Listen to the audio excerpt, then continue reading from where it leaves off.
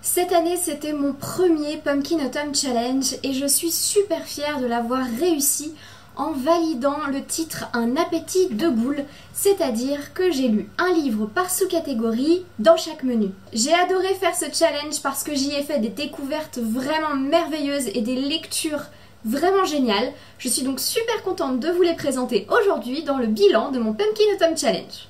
Pour le premier menu, Automne frissonnant et sa première sous-catégorie, Le cri de la Banshee, j'ai eu l'occasion de lire Les contes macabres d'Edgar Allan Poe et illustrés par Benjamin Lacombe. Il s'agit d'un recueil de contes fantastiques, de nouvelles fantastiques, qui sont écrites par Edgar Allan Poe et qui sont traduites par Charles Baudelaire. Ces nouvelles traitent de thèmes parfaitement légers et agréables, pas du tout angoissants, tels que la folie, la mort, le meurtre. Évidemment, je ne peux qu'apprécier la beauté et la richesse du texte d'Edgar Allan Poe, mais aussi de la traduction magnifique de Charles Baudelaire. Cela dit, ce n'est pas vraiment mon style et ce n'est pas la lecture que j'ai le plus appréciée dans tout ce challenge. Malgré tout, comme je le disais, le livre est illustré par Benjamin Lacombe. Je suis une grosse fan de Benjamin Lacombe et de ses dessins, donc j'ai quand même plutôt bien apprécié de les retrouver au fil du récit et je vais vous en montrer quelques-uns. Pour vous montrer un petit peu les illustrations et la mise en page du livre aussi qui est vraiment très belle.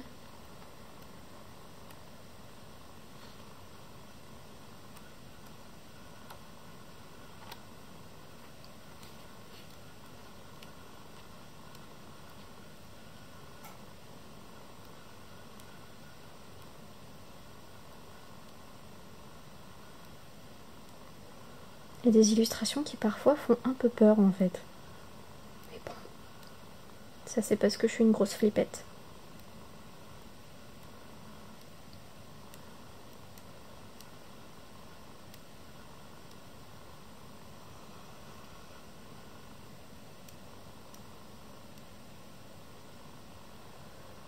La deuxième sous-catégorie de ce menu était soit fantôme de l'opéra, soit fantôme de l'apéro, et la lecture que j'ai faite s'inscrit parfaitement dans ces deux catégories.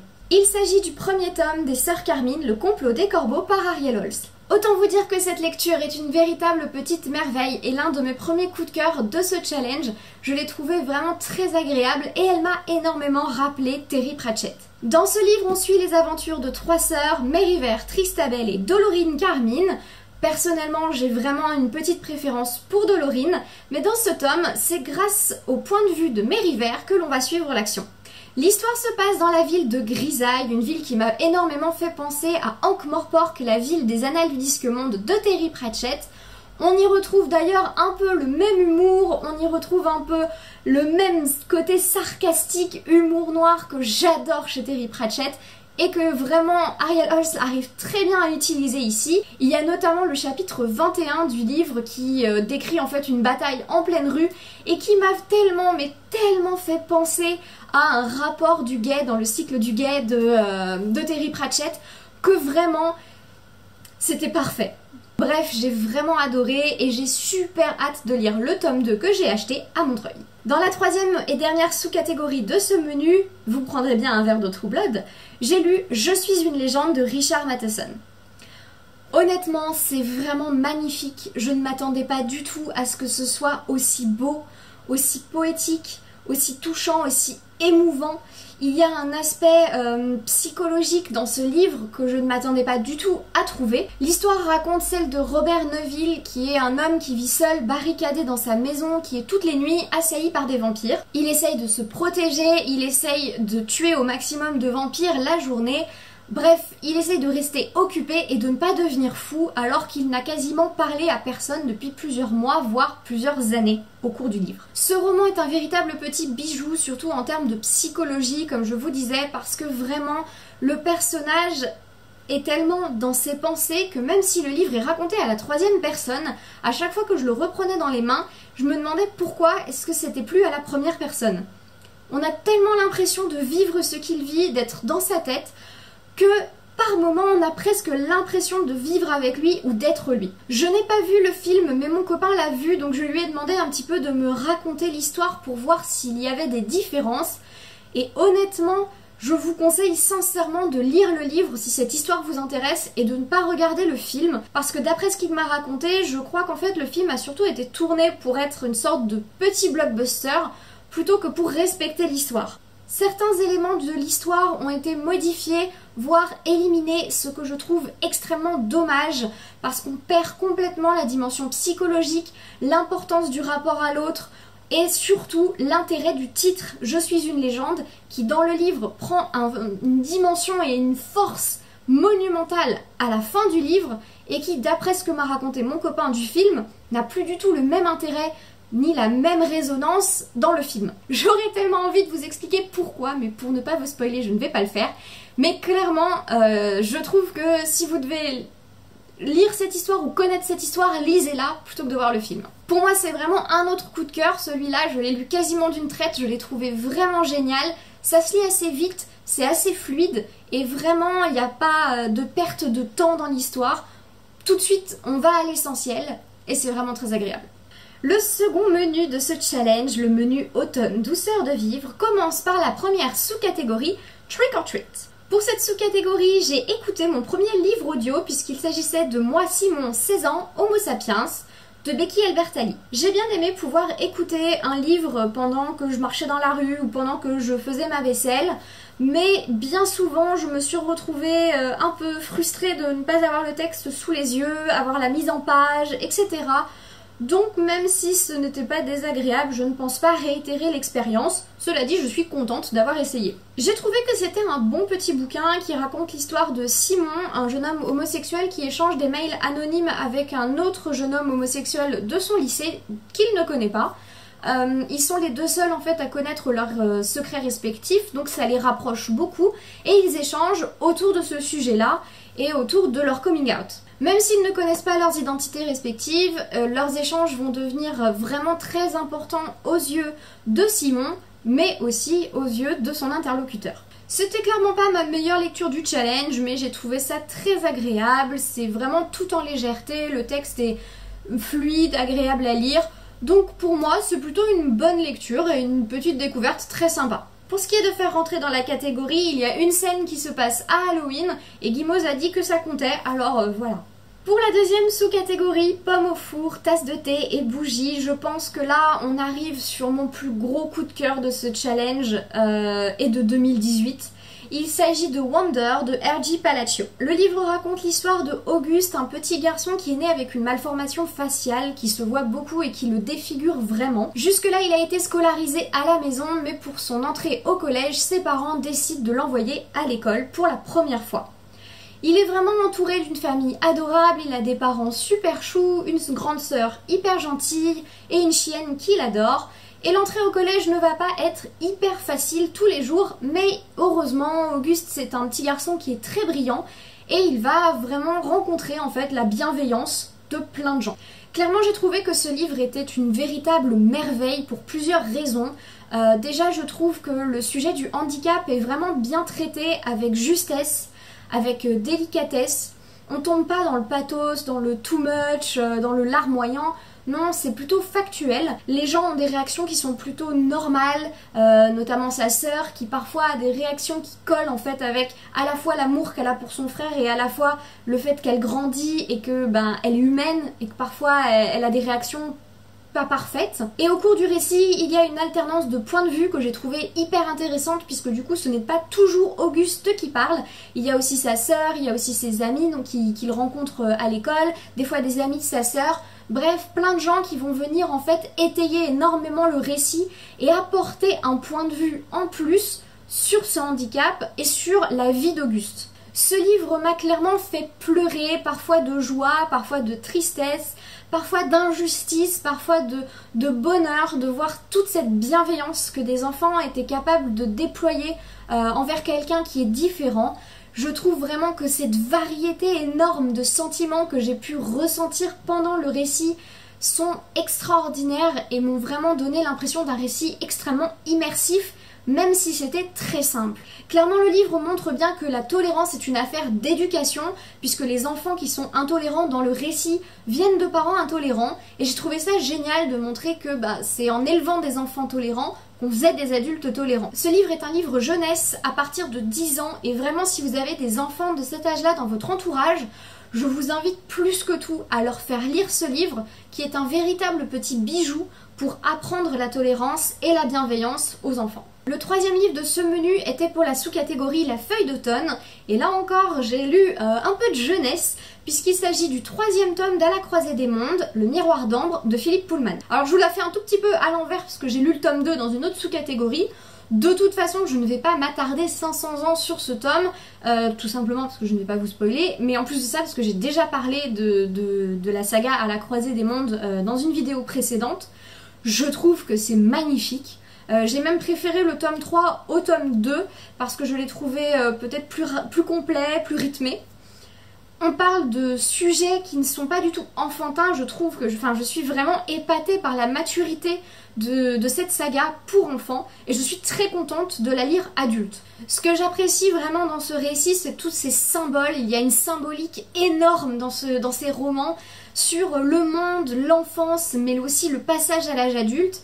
Et vraiment ça a particulièrement résonné en moi et je trouve que c'est une saga qui vaut vraiment le détour. Donc là pareil, que vous soyez adulte, que ce soit pour des enfants, n'hésitez surtout pas à la lire. Le troisième menu, c'était la petite nouveauté de cette année, il s'agit du menu automne ensorcelant avec comme première sous-catégorie Witch's Brew, dans laquelle j'ai lu le tome 2 de Bergère guerrière de Jonathan Garnier et Amélie Fléchet. Je vous en avais déjà parlé parce que j'ai lu le premier tome de cette bande dessinée cet été et j'avais vraiment adoré, les dessins sont vraiment magnifiques, je vais essayer de vous montrer et j'en profiterai pour vous montrer les sublimes dédicaces que j'ai eues au salon de Montreuil. Dans ce tome, on en apprend un peu plus sur les personnages, mais aussi sur l'univers qui est de plus en plus complet, de plus en plus étendu. Et on parle de magie, on parle de sentiments humains. Bref, c'est très complet et j'ai vraiment trop hâte du tome 3. Là, je vous fais voir l'intérieur. Alors ça, c'est ma belle dédicace d'Amélie Fléchet. Et ça, c'est ma jolie dédicace aussi de Jonathan Garnier. Et après, pour le reste, je vous avais déjà un petit peu montré le premier tome.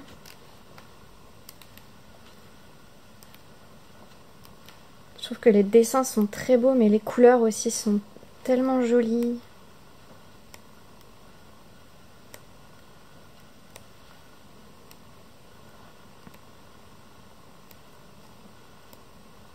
La deuxième sous-catégorie, Cristaux, Tarot et Encens, m'a permis de lire Titus d'Enfer de Mervyn Peake. Mervyn Peake est un auteur qui est assez peu connu en France et qui pourtant est assez influent dans le domaine de la fantaisie anglo-saxonne. Cette lecture m'a pris vraiment longtemps puisque j'ai mis à peu près 1 mois à le terminer et pourtant je ne regrette pas du tout.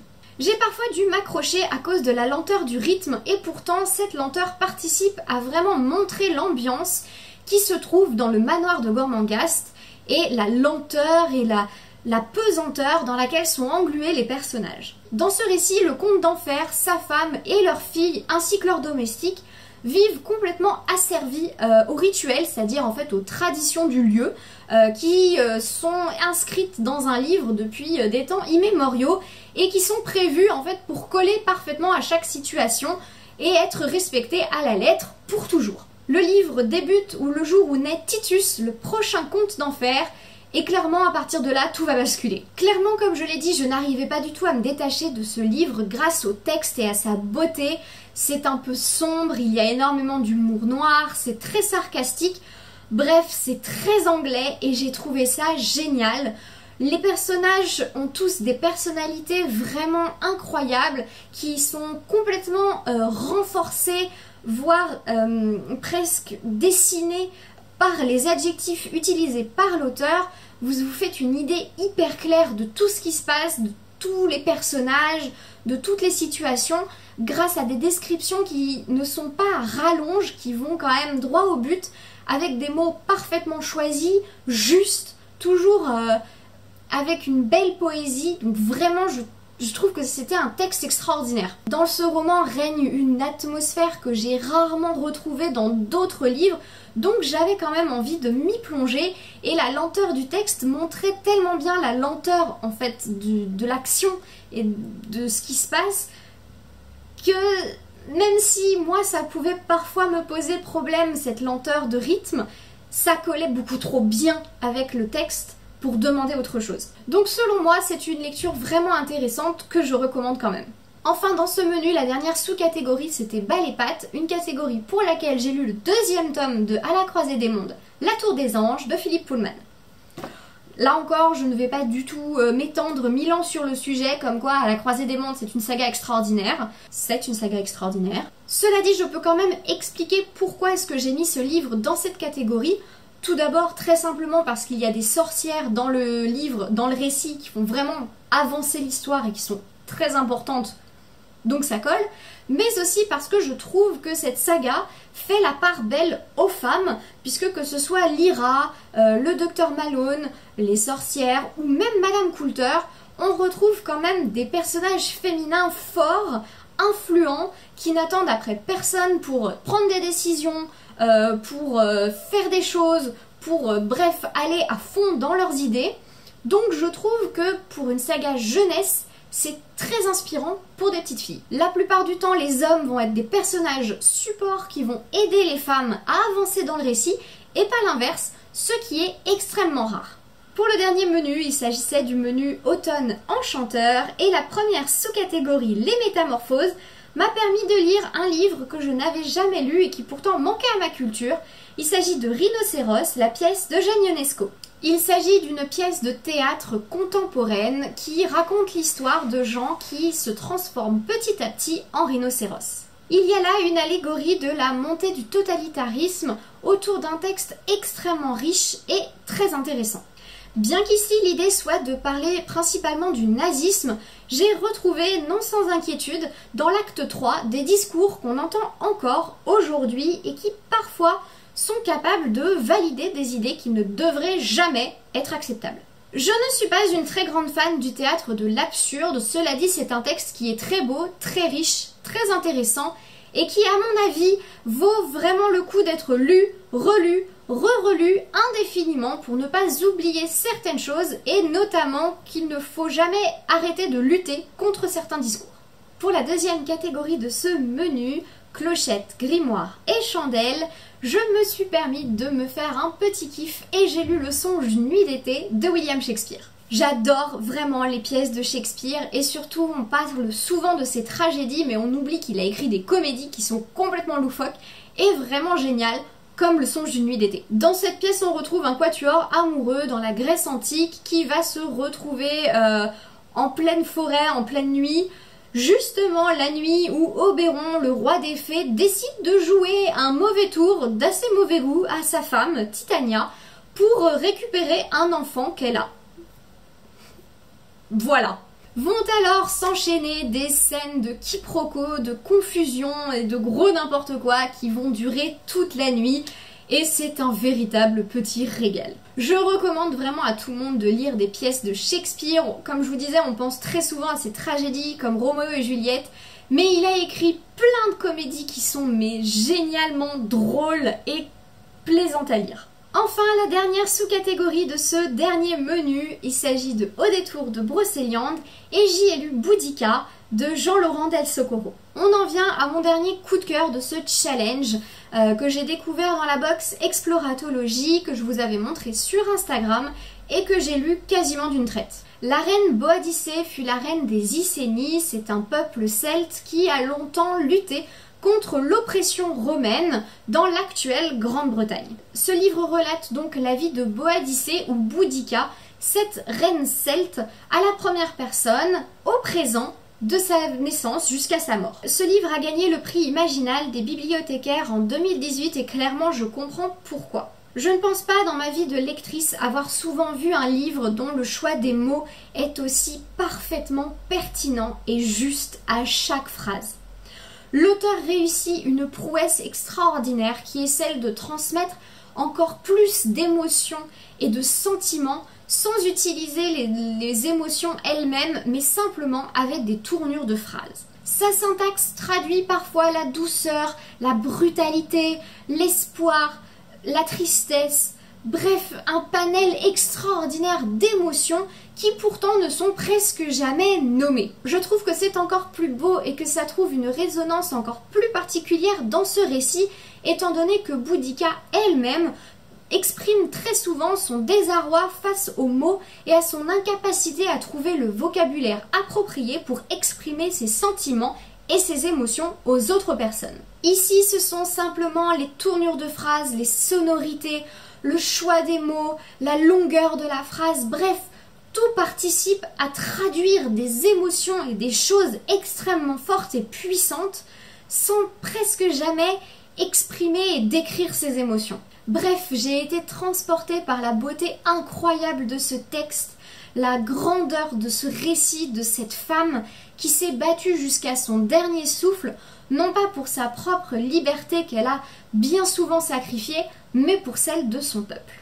Voilà, mon bilan du Pumpkin Autumn Challenge est terminé, j'espère que ça vous aura plu et j'espère que vous aussi vous avez fait de belles lectures et de belles découvertes pendant ce challenge. N'hésitez pas surtout à venir m'en parler en commentaire et en attendant, je vous dis à très bientôt.